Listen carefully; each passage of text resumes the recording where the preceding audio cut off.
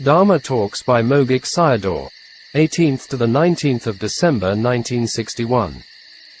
Nandaka's Exhortation. Note: Sayadaw based his talks from the suttas, not necessarily the exact serial ways, or took all of them as mentioned in the suttas. He only used the points from the suttas to explain the dharmas and about the practice. I condense the story of Nandaka and the bhikkhunis told by Sayadaw.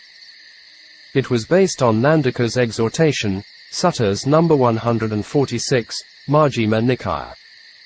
T1. The Buddha sent monks to teach the bhikkhunis regularly. Everyone did it except Nandaka. He was never willing to give his service. Every time when his turn arrived, he gave various reasons not to go, because they were his consorts in some of his past lives as kings. At the time of the Buddha, many Arahants had psychic powers to know people's past lives. Then one day the Buddha asked Ananda, who had been arranged to teach the bhikkhunis. After the Buddha knew the situation, he ordered Nandaka to teach the bhikkhunis. Concerned with the practice of Vipasānā, I'll talk about Nandaka and 500 bhikkhunis. There are two types of intimacy. In the past lives one had intimacy with one another. And then in this life one knows each other and become close relationship. He invited them that if they did not understand and not clear about what he said and could ask him. If he asked them they should answer. He talked about feeling by the sense doors. Here is form, visual object. It is particle element. These particle elements are formed by 8 fundamental elements. These are elements of earth, water, fire, air, color, smell, taste and nutriment. Are the visual form permanence or impermanence? It is impermanence. In that which is impermanence, easeful, sukha, or stressful, dukkha. It is stressful. And is it fitting to regard what is impermanence, stressful as, this is mine, this is myself, this is what I am? No, Venerable Sir. Why is that? Because we have already seen it well as it has come to be, with right discernment. Even you all know it before, by hearing again is more beneficial. After this Sayadaw continued to the other 5 sense objects, from sound to idea equals Dhamma Aramana. Sayadaw continued to talk about the 6 sense doors after the 6 sense objects. The eye is Nikka or Anicca and Sukha or Dukkha. It is Anicca and Dukkha, Venerable Sir. If Anicca and Dukkha, can you say, this is mine, this I am and this is myself? No. Venerable Sir, we had practiced and knew this before. The other 5 doors are also in the same way. After the 6 sense doors, Sayadaw continued to talk about the 6 consciousness arise from the contact of 6 sense objects and the 6 sense doors. When the eyes meet the form, eye consciousness arises. The eye consciousness is Nikka or Anicca and Sukha or Dukkha. It is Anicca and Dukkha, Venerable Sir. If it is Anicca and Dukkha, can you say, this is mine, this I am and this is myself? No. Venerable Sir, we had practiced and knew this before. The other 5 consciousness are also in the same way. Feeling arises from eye consciousness is permanent or impermanent.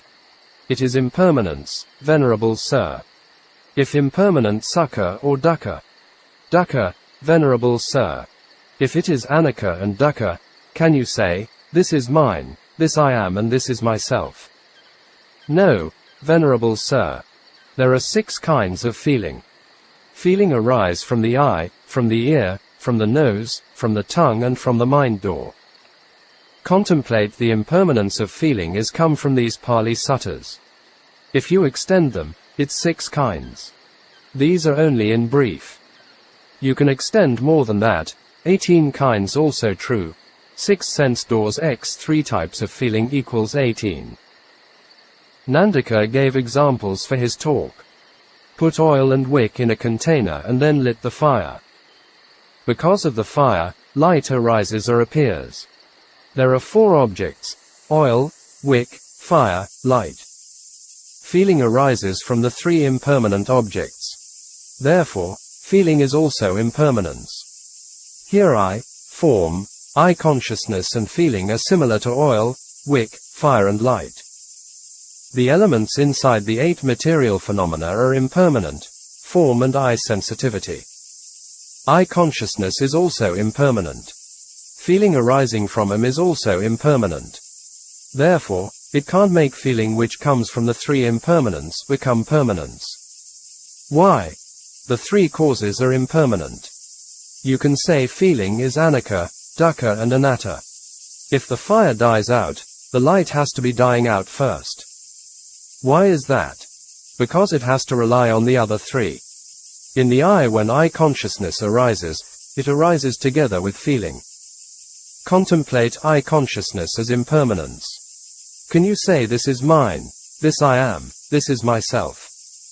Don't say I see it. Feeling arises from the I is by 3 causes. These causes are impermanent, so feeling must be impermanent. For example, a son dies, because the parents themselves are impermanent. Can you say why it happened to me? If you said this, then wrong view had followed you. Then you have permanent perception, knowing and view. With wrong view, when a child dies or opposing us, then we are in sorrow, lamentation and stress. Now, you yourself are impermanent. You all are still alive because of the continuation of the impermanent conditions. Without these continuations you'll die. It is like stopping the dynamo. If you can't move the conditioned out, never see anicca. Anicca is covered up by continuity. Continuity means continuous replacements from behind. So can't see anicca. The replacements are so quick that can't see the inconstancy. Look at it in this way. Water is flowing from the north to the south direction. Drop color paints of white, blue and yellow respectively. Stay a little below of the droppings and watch. After the white color paint flows down and the blue one arrives, and then the yellow one. If you ask, is it the same water? The first water is already flowing downwards by the evidence of the color changes. If the water is always there, then white, blue and yellow paints would never flow downwards. Here also the same way, I consciousness is replacing the feelings. It is not the first feeling, but the later feeling. The first seeing disappears and replacing with the later one. The same seeing means can't overcome the replacement that saying as seeing the same things. Then you can't leave, move, out the relationship. Seeing the same thing is view of permanence. This is the view to painful rebirth. If you want to dispel this view, must know the differences of the replacement is one thing and the passing away is another thing. I'll explain the contemplation of the eye door. On the wall there are the numbers of 1, 2, 3, 4.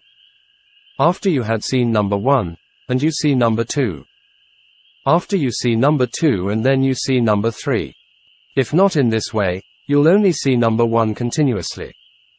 Do you see only number 1? After number 1 disappears you see number 2. After number 2 disappears you see number 3. In the same way you have to know that after the old ones are passing away and the new ones are arising. If not you can't even count the numbers, number 1 only. The first feeling can't feel the second feeling. We see it passing away, etc. Another seeing is here, also passing away here, etc. It can't move away from the place. Contemplate insight here. As an example, pain arises on the body. It is paining. It arises and passes away. Another pain arises and passes away. It is passing away that has to replace. It is passing away that it has to replace, etc. Never forget this point. If you are watching at it, the knowledge of, it is not the same one before, it is not the same one before, etc. will develop. If you know it is not the same one before, you are seeing the impermanence. It is the method of uncover the continuity, santati, which covering up the anicca. Nandaka was handling the point of the cause as impermanent, so did the result. After sense object, sense door and sense consciousness arise, that feeling can happen. Three causes are impermanent, so the result is impermanent. Before the concept of continuity arises, but it is impermanent. So contemplate anicca. His instruction was this way. With feeling on seeing, hearing, etc. Never take them as permanence. The causes are impermanent and the results are also impermanent. What is the benefit of this way of knowing? During the seeing, affection does not arise. Therefore, clinging, action and birth are not happening. After seeing and follow by knowing which cut off dependent co-arising. This is not included in the sutta. Without this point you may ask the question of why they became Arahants. With seeing and become wanting, then craving comes in and follows the law of nature, Dhammaniyama, to birth, jati. If you can contemplate you will have the benefit to Nibbāna. Nibbāna becomes near with contemplation and far away without it. Vedana nirodha tanna nirodho. With the cessation of feeling craving also ceases, jara marana nirodho. Old age and death also cease. Becoming a Buddha was cut off the dependent co-arising with the path knowledge. The Four Noble Truths arise together. Impermanence of feeling is dukkha sakha, contemplation knowledge is magga sakha, dying of craving is samadaya sakha, not becoming of birth, old age and death is nirodha sakha. Tanna nirodha kanda nirodho nibbānam, the cessation of craving is the cessation of the aggregates which is Nibbāna. In the teaching process it is different, but in practice they happen together. Finished off the future dukkha to come is Nibbāna. This is the real Nibbāna. Nibbāna has peaceful characteristic. In contemplation eradicate craving and extinguish heat. If craving extinct, heat also extinguishes. Is there any dukkha created by it? Without fire the heat also gone. The fire is gone out with the fuel. With fire and fuel, it is burning. Who had the experience of without fire and fuel? The one who contemplated had. Nibbāna is the job of a knowledge man, nana, and not an action, kamic action, or kama. It is the duty of knowledge, nana. Therefore, is Nibbāna the way of action or knowledge is evident by this. Action, kama, is the far cause, upanasaya equals decisive support, and knowledge, nana, is the near cause, magga pakkayo equals path condition.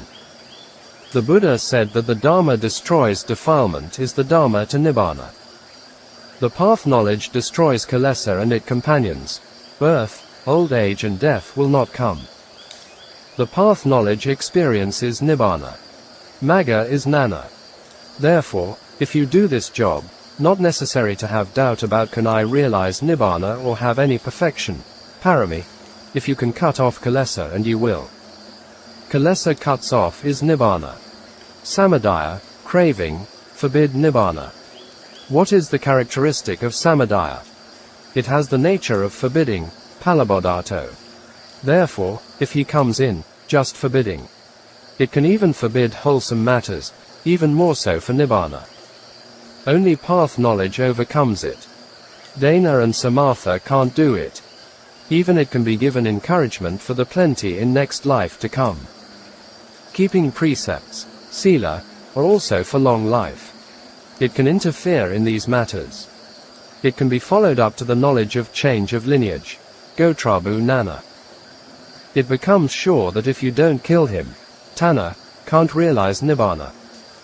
It can do to living beings upside down in the 31 realms of existence. The bhikkhunis only knew impermanence before. Now Nandaka taught them that impermanence gave birth to impermanence. The three causes are impermanent and the one result is also impermanent. Take this into your heart. He gave another simile. Tree has root. Because of it the tree come into being. After the growth of the tree, its shadow appears. After the tree is destroyed, can the shadow of the tree which is created by it be survived? Which one is perished first? It's the shadow. Why?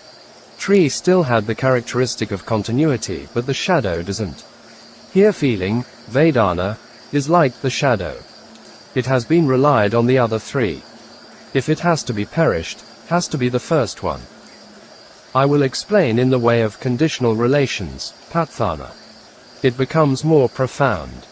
The material form, rupa, is happening beforehand, purjata equals pre-nascence condition. I sensitively also before the feeling, therefore purjata. Feeling arising depends on them. If these two not happen before, is there any contact, phassa?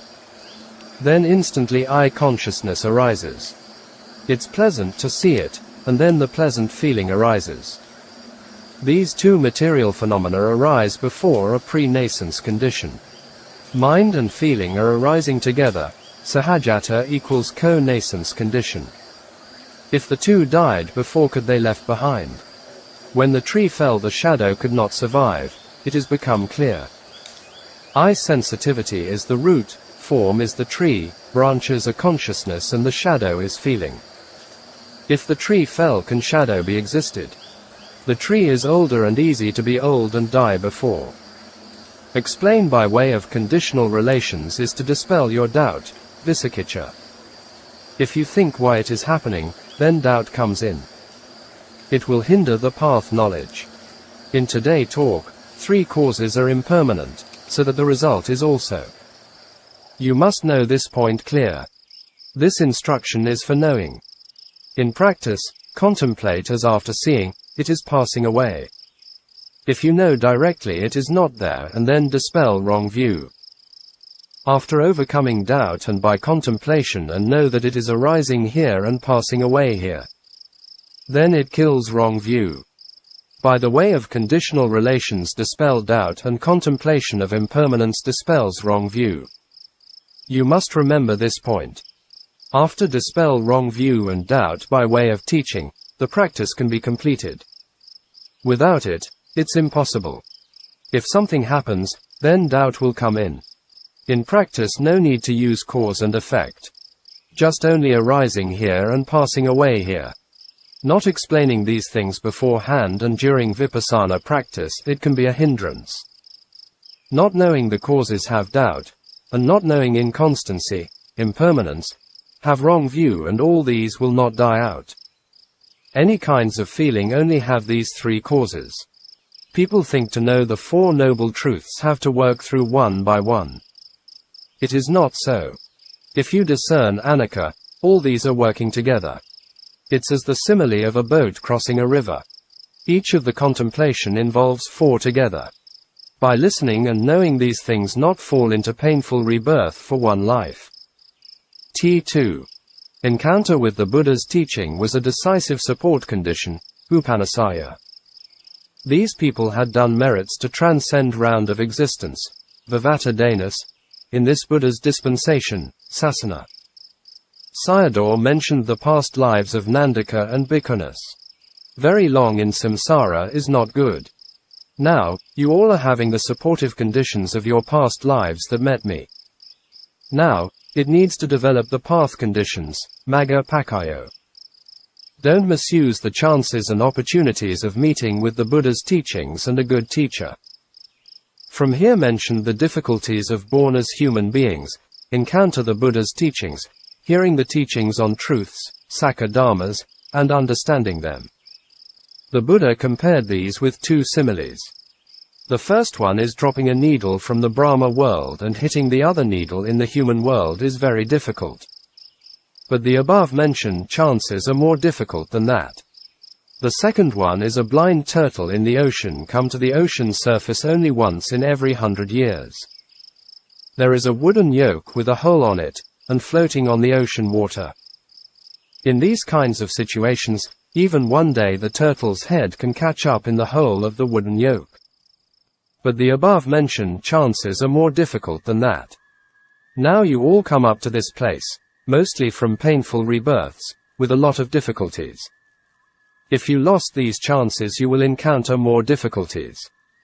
You come here in your old age, referred to old disciples in the audience, but with the ignorance father and craving mother wasting all your precious times before like a happy blind and crazy person. If you continue to do things for the growth of samsara, you will go back to difficult situation.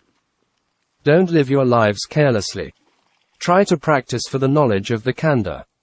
Done away with your dukkha before and don't live a cold life.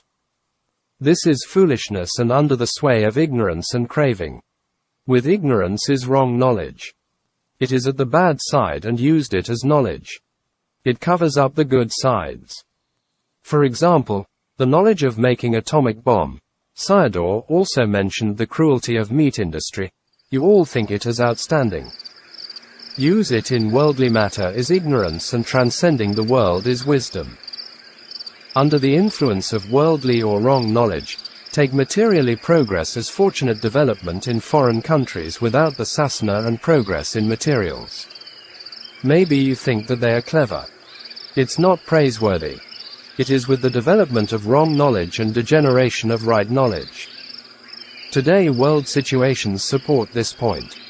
Regarding on feeling, someone who is sharp wisdom faculty contemplates the neutral feeling in seeing. Those who has slow faculty is able to do it later at the active stage, i.e., vithi-citas. Generally speaking, sharp person is at the eye consciousness, while slow person at the later stage of pleasant or unpleasant phenomena.